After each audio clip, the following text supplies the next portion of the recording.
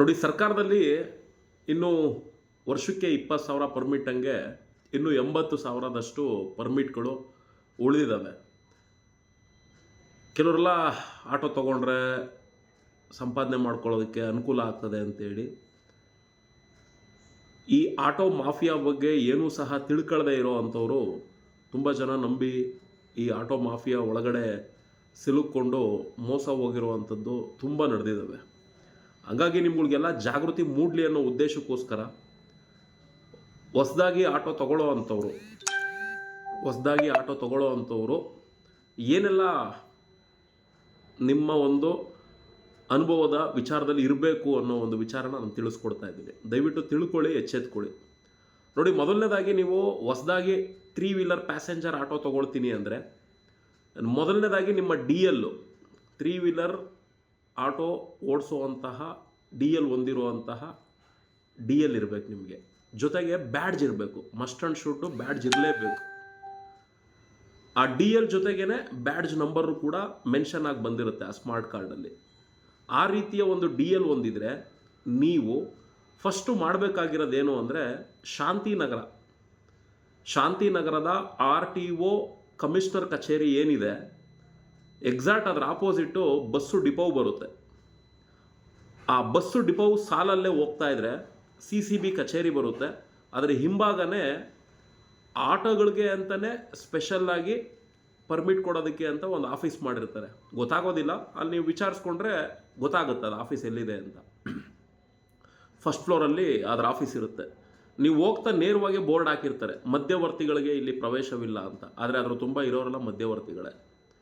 ಅಲ್ಲಿ ಡ್ರೈವರ್ಗಳು ಯಾರು DL ಮತ್ತು ಬ್ಯಾಡ್ಜ್ ಹೊಂದಿರ್ತೀರಿ, ಆ RTO ಸ್ಮಾರ್ಟ್ ಕಾರ್ಡ್ ನಿಮ್ಮ DLನ ತೊಗೊಂಡೋಗಿ ಅಲ್ಲಿ ಫಸ್ಟು ಅಲ್ಲಿರೋ ಅಂಥ ಅಧಿಕಾರಿ ಯಾರಿದ್ದಾರೆ ಅವ್ರಿಗೆ ಅದನ್ನು ತೋರಿಸಿ, ನಮ್ಮ DLಗೆ ಪರ್ಮಿಟ್ ಸಿಗುತ್ತಾ, DL ಪರ್ಮಿಟ್ಟು ಅಂತ. ಯಾಕೆಂದರೆ ಸರ್ಕಾರ ಬಿಟ್ಟಿರೋದೇ DL ಪರ್ಮಿಟ್ ನಿಮಗೆ ಸಿಗುತ್ತೆ ಅನ್ನೋದು ಕನ್ಫರ್ಮೇಷನ್ ಆದರೆ ಅಲ್ಲೇ ಅಪ್ಲಿಕೇಶನ್ಗಳೆಲ್ಲ ಇರುತ್ತೆ.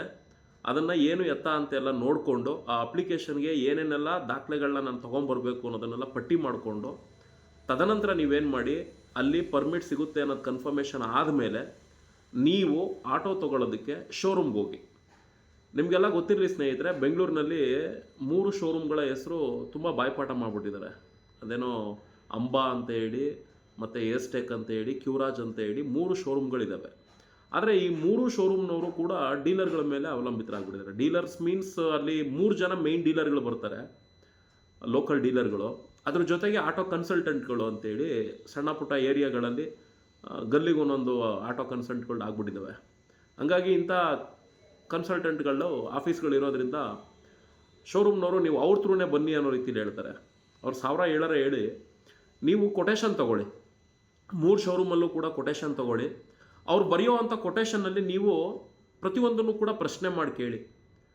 ಆಟೋ ಚಾರ್ಸಿ ರೇಟ್ ಎಷ್ಟು, ಮೊದಲನೇದಾಗಿ ನೀವು ಕೇಳಬೇಕಾಗಿರೋದು ಆಟೋ ಚಾರ್ಸಿ ರೇಟ್ ಎಷ್ಟು ಅಂತ ಕೇಳಿ. ಅದಕ್ಕೊಂದು ಸಪ್ರೇಟ್ ಅಮೌಂಟ್ ಬರೆಸ್ಕೊಳ್ಳಿ. ಆಟೋಗೆ ನೀವು ಕೊಡೋ ಅಂತಹ ಆಟೋಗೆ ಮೀಟ್ರು ಮಸ್ಟ್ ಆ್ಯಂಡ್ ಶುಡ್ ಕೊಟ್ಟೇ ಕೊಡ್ತಾರೆ. ಮೀಟ್ರ್ ರೇಟ್ ಎಷ್ಟು, ಅದಕ್ಕೆ ನನಗೆ ಪ್ರತ್ಯೇಕವಾಗಿ GST ಬಿಲ್ ಬೇಕು ಅಂತ ಕೇಳಿ. 2. ಮತ್ತು 3ನೇದು, ಆಟೋಗೆ ಲೈಫ್ ಟೈಮ್ ಟ್ಯಾಕ್ಸ್ ಬರುತ್ತೆ, ಅದರಲ್ಲೇನು ಫ್ರಾಡ್ ಮಾಡೋದಕ್ಕೆ ಸಾಧ್ಯ ಇಲ್ಲ, ಅದ್ರದ್ದು ಕೊಟ್ಟೇ ಕೊಡ್ತಾರೆ. ಮತ್ತು 3ನೇದು ಇನ್ಶೂರೆನ್ಸು. ನೀವು ಹೊರಗಡೆ ಎಲ್ಲ ವಿಚಾರಿಸಿದ್ರೆ ತುಂಬ ಕಮ್ಮಿಗೆ ಬರುತ್ತೆ. ಆದರೆ ಅವ್ರುಗಳು ಮಾತ್ರ ನಿಮ್ಮ ಹತ್ರ ಹೆಚ್ಚು ಕಡಿಮೆ 9,000 ಸಮಥಿಂಗ್ ಅಮೌಂಟ್ವರೆಗೂ ಕೂಡ ತೊಗೊಳ್ತಾರೆ. ಇಲ್ಲ ನಮ್ಮ ಹತ್ರನೇ ಮಾಡಿಸ್ಕೊಳ್ಬೇಕು ಅಂತ ಹೇಳ್ತಾರೆ. ಯಾಕೆ ಅಷ್ಟು ತೊಗೊಳ್ಬೇಕು ಅಂತಲೂ ಕೂಡ ಕೇಳಿ. ಯಾಕೆಂದರೆ ಹೊರಗಡೆ ವಿಚಾರಿಸಿ, ಹೊಸ ಚಾರ್ಸಿ ಆಟೋಗೆ ನಿಮ್ಮ ಕಡೆಯಿಂದ ಇನ್ಶೂರೆನ್ಸ್ ಎಷ್ಟು ಸಿಗುತ್ತೆ ಅಂತ ಹೊರಗಡೆ ಅವ್ರು ಒಂದು ಕೊಟೇಶನ್ ಕೊಟ್ಟೇ ಕೊಡ್ತಾರೆ. PA ಕವರೇಜ್ ಆಗಿರ್ಬೋದು, ಅವ್ರು ಏನೇನೆಲ್ಲ ಸವಲತ್ತುಗಳಿರುತ್ತೆ ಆ ಇನ್ಶೂರೆನ್ಸಲ್ಲಿ ಇರುತ್ತೆ, ಅದೇ ಸವಲತ್ತುಗಳನ್ನ ಹೊರಗಡೆ ಇರೋರು ಕೂಡ ಕೊಡ್ತಾರೆ. ಅದನ್ನು ಅವ್ರನ್ನ ಪ್ರಶ್ನೆ ಮಾಡಿ ಕೇಳಿ. ಅಲ್ಲ ಸರ್, ನಾವು ಹೊರಗಡೆ ಕೇಳೋದಕ್ಕೆ ಹೋದರೆ ಇನ್ಶೂರೆನ್ಸ್ ಈ ರೇಟಲ್ಲಿ ಇದೆ, ನಿಮ್ಮ ಹತ್ರ ಯಾಕೆ 9,000 ಸಮಥಿಂಗೆ ನಾವು ಕೊಡಬೇಕು ಅಂತೇಳಿ ಪ್ರಶ್ನೆ ಮಾಡಿ ಕೇಳಿ. ಖಂಡಿತ ನಿಮ್ಗೆಲ್ಲ ಅವರು ಕ್ಲಾರಿಟಿ ಕೊಡ್ತಾರ ಅನ್ನೋದನ್ನು ತಿಳ್ಕೊಳ್ಳಿ. ಆದರೆ ಬಿಡೋದಿಲ್ಲ, ಅವರು ಶೋರೂಮಲ್ಲೇ ನಾವು ಇನ್ಶೂರೆನ್ಸ್ ತೊಗೊಳ್ಬೇಕು ಅನ್ನೋ ರೀತಿ ನಿಮಗೆ ಒತ್ತಡ ಇರ್ತಾರೆ. ಹಂಗಾಗಿ ನೀವು ಆ ಇನ್ಶೂರೆನ್ಸಲ್ಲಿ ಸ್ವಲ್ಪ ಕೇರ್ಫುಲ್ಲಾಗಿರುವಂಥ ಕೆಲಸ ಮಾಡಿ. ಮತ್ತು ಯಾವ ಶೋರೂಮವರು ಕೂಡ ಪರ್ಮಿಟ್ ಜವಾಬ್ದಾರಿನ ಅವ್ರು ತೊಗೊಳ್ಳೋದಿಲ್ಲ. ಯಾಕೆ ಅಂದರೆ ಅದು ನಿಮ್ಮ ರಿಸ್ಕು ಅಂತ ಹೇಳ್ಬಿಡ್ತಾರೆ. ಹಾಗಾಗಿ DL ಪರ್ಮಿಟ್ಗೆ ಕೇವಲ 500 ರೂಪಾಯಿ ಅಷ್ಟೇ ಇರೋವಂಥದ್ದು ಸರ್ಕಾರಿ ಶುಲ್ಕ. ಇಲ್ಲಿ ಏನಾಗ್ತಿದೆ ಅಂದರೆ 9,000 10,000 ರೂಪಾಯಿ ಎಲ್ಲ DL ಪರ್ಮಿಟ್ಗಳಿಗೆ ಹಣ ಕೊಟ್ಟಿರುವಂಥದ್ದು ಕೂಡ ಇದ್ದಾವೆ. ದಯವಿಟ್ಟು ಆ ರೀತಿಯೆಲ್ಲ ಕೊಟ್ಟು ಮೋಸ ಹೋಗಬೇಡಿ. ಇದಿಷ್ಟು ಆದಮೇಲೆ ಆಟೋಗೆ ರಿಜಿಸ್ಟ್ರೇಷನ್ ಅಂತೇಳಿ, ಅಂದರೆ ಆಟೋನ ರಿಜಿಸ್ಟ್ರೇಷನ್ ಮಾಡೋದಕ್ಕೆ ಅಂತೇಳಿ RTO ಖರ್ಚು ಅಂತ ಹೇಳಿ ತೊಗೊಳ್ತಾರೆ. ಅದಕ್ಕೆ ಎಷ್ಟು ಖರ್ಚಾಗುತ್ತೆ ಅನ್ನೋದನ್ನು ಕೂಡ ದಯವಿಟ್ಟು ಪ್ರತಿಯೊಂದು ಕೂಡ ಕೇಳ್ಕೊಳ್ಳಿ. ರಿಜಿಸ್ಟ್ರೇಷನ್ ಚಾರ್ಜ್ ಎಷ್ಟಿರುತ್ತೆ, FC ಚಾರ್ಜ್ ಎಷ್ಟಿರುತ್ತೆ, ಮತ್ತು ಅದರಲ್ಲಿ ಇನ್ನೂ ಏನೇನೆಲ್ಲ ಚಾರ್ಜ್ಗಳು ಮಾಡ್ತೀರಾ ಅಂತೆಲ್ಲ ತಿಳ್ಕೊಳ್ಳಿ. ಯಾಕೆಂದರೆ RTO FC ಮಾಡ್ಕೊಡೋ ಅಂಥ ರೀತಿಯಲ್ಲಿ ಶೋರೂಮ್ನವರೇ ಮಾಡಿಸ್ಕೊಡ್ಬೇಕು, ಆದರೆ ಅವ್ರು ಆ ರಿಸ್ಕ್ ತೊಗೊಳ್ಳಲ್ಲ. ನೀವು ಹೊರಗಡೆ ಎಲ್ಲಾದರೂ ಮಾಡಿಸ್ಕೊಂಬಿಡಿ ಅಂತ ಹೇಳ್ತಾರೆ. ಅಲ್ಲೂ ಕೂಡ ನೀವು ನೇರವಾಗಿ ಹೋದರೆ RTOದಲ್ಲಿ ಕೆಲಸ ಆಗೋದಿಲ್ಲ, ಬ್ರೋಕರ್ಗಳು ಥ್ರೂನೇ ಹೋಗ್ಬೇಕಾಗ್ತದೆ. ಅದನ್ನೆಲ್ಲ ತಿಳ್ಕೊಳ್ಳೋ ಅಂಥ ಕೆಲಸ ಮಾಡಿ. ಇದಿಷ್ಟು ಕೂಡ ನೀವು ತಿಳ್ಕೊಂಡು ಪ್ರತಿಯೊಂದರಲ್ಲೂ ಕೂಡ ಹೆಜ್ಜೆನ ಕರೆಕ್ಟಾಗಿ ಇಟ್ಕೊಂಡ್ರೆ ಬಚಾವಾಗ್ತೀರ.